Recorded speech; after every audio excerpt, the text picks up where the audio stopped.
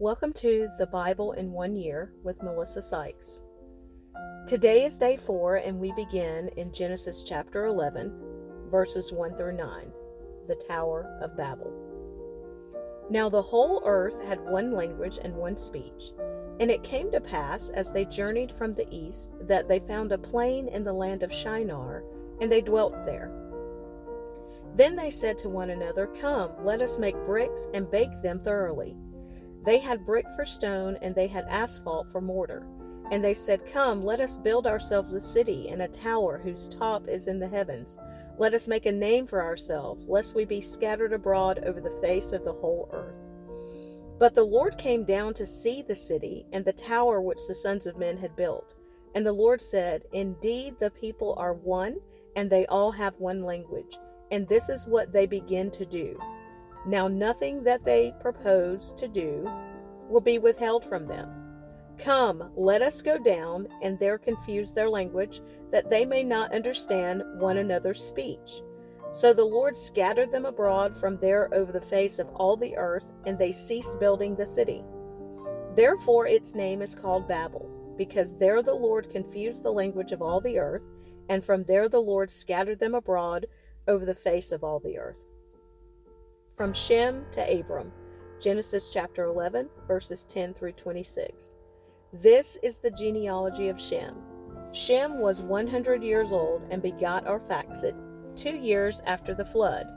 After he begot Arphaxad, Shem lived 500 years and begot sons and daughters.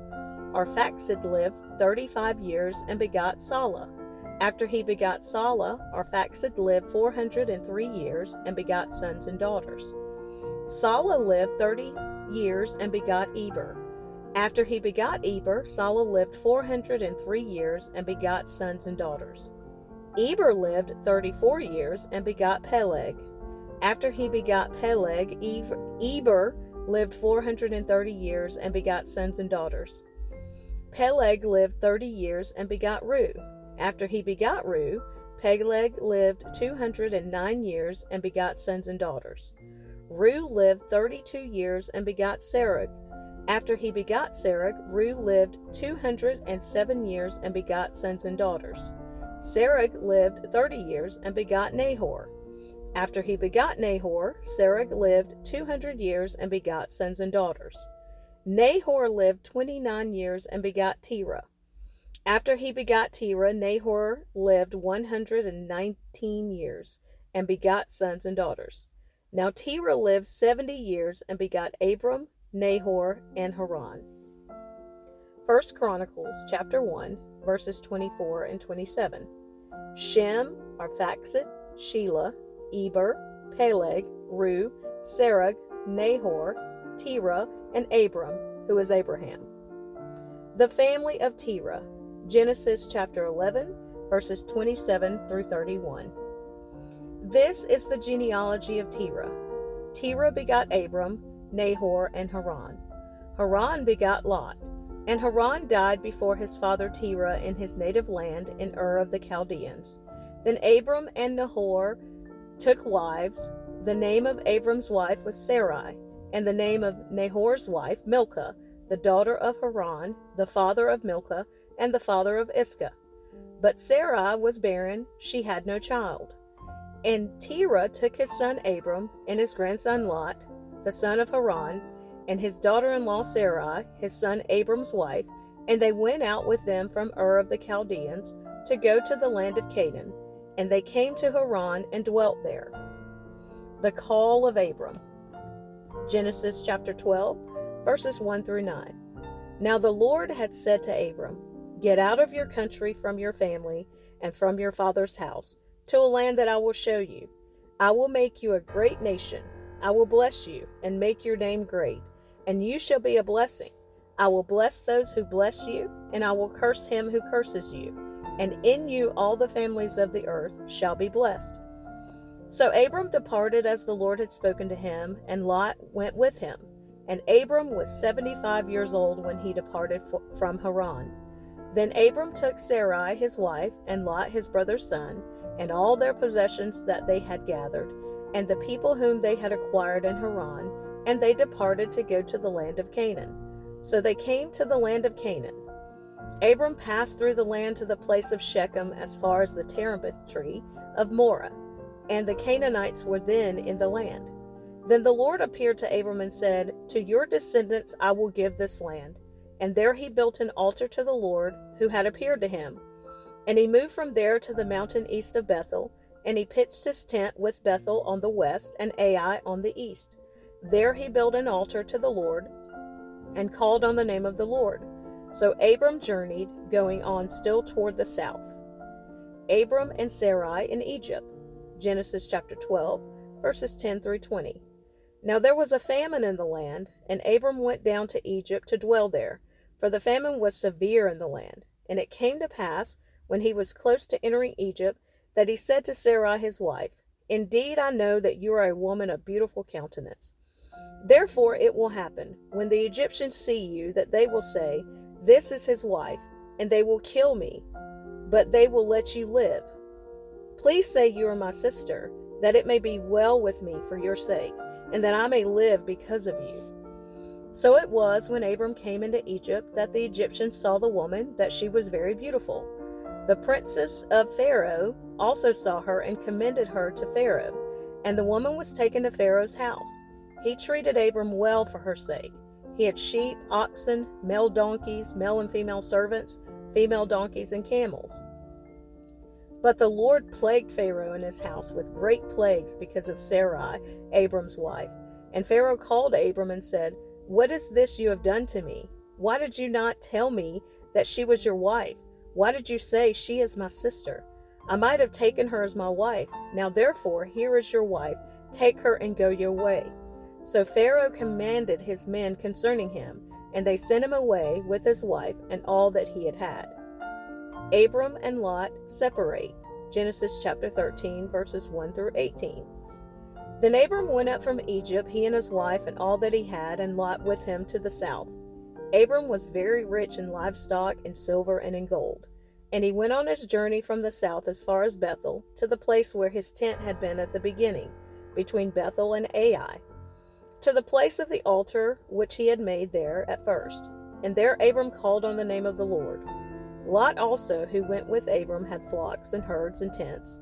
Now the land was not able to support them, that they might dwell together, for their possessions were so great that they could not dwell together. And there was strife between the herdsmen of Abram's livestock and the herdsmen of Lot's livestock. The Canaanites and the Perizzites then dwelt in the land. So Abram said to Lot, "Please let there be no strife between you and me, and between my herdsmen and your herdsmen, for we are brethren. Is not the whole land before you? Please separate from me. If you take the left, then I will go to the right, or if you go to the right, then I will go to the left." And Lot lifted his eyes and saw all the plain of Jordan, that it was well watered everywhere, before the Lord destroyed Sodom and Gomorrah, like the garden of the Lord, like the land of Egypt as you go toward Zoar.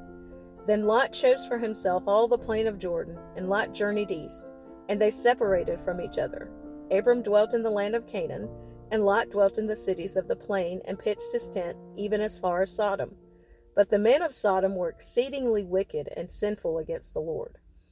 And the Lord said to Abram, after Lot had separated from him, "Lift your eyes now and look from the place where you are, northward, southward, eastward, and westward. For all the land which you see I give to you and your descendants forever.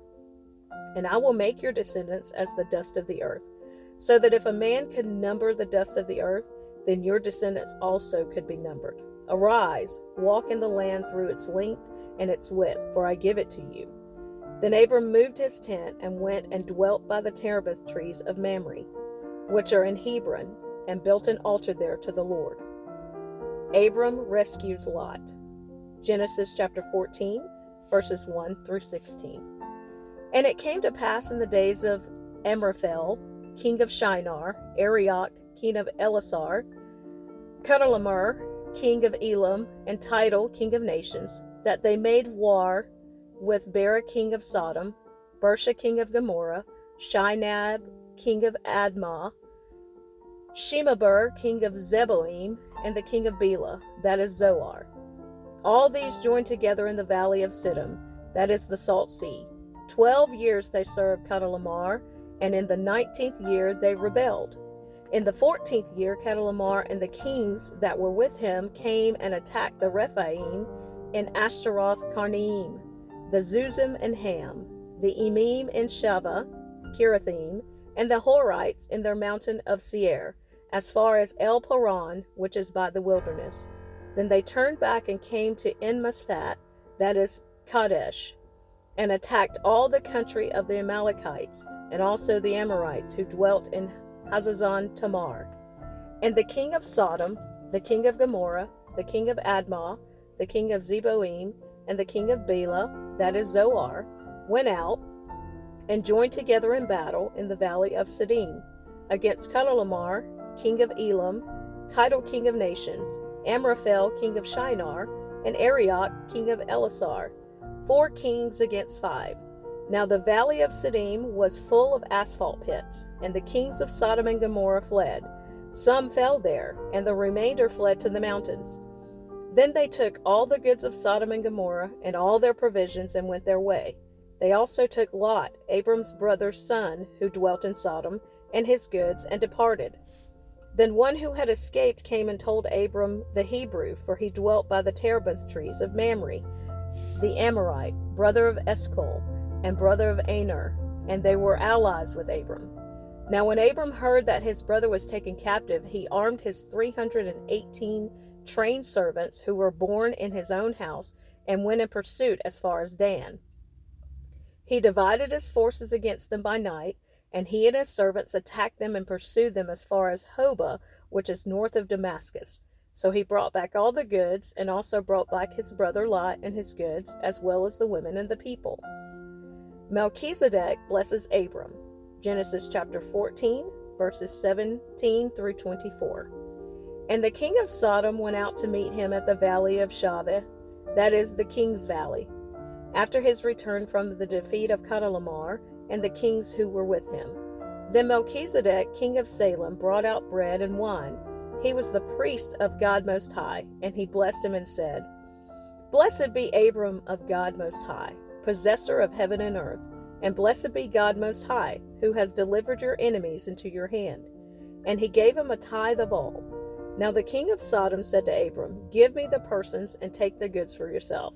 But Abram said to the king of Sodom, I have raised my hand to the Lord, God Most High, the possessor of heaven and earth, that I will take nothing from a thread to a sandal strap, and that I will not take anything that is yours, lest you should say, I have made Abram rich, except only what the young men have eaten, and the portion of the men who went with me, Aner, Eshcol, and Mamre. Let them take their portion.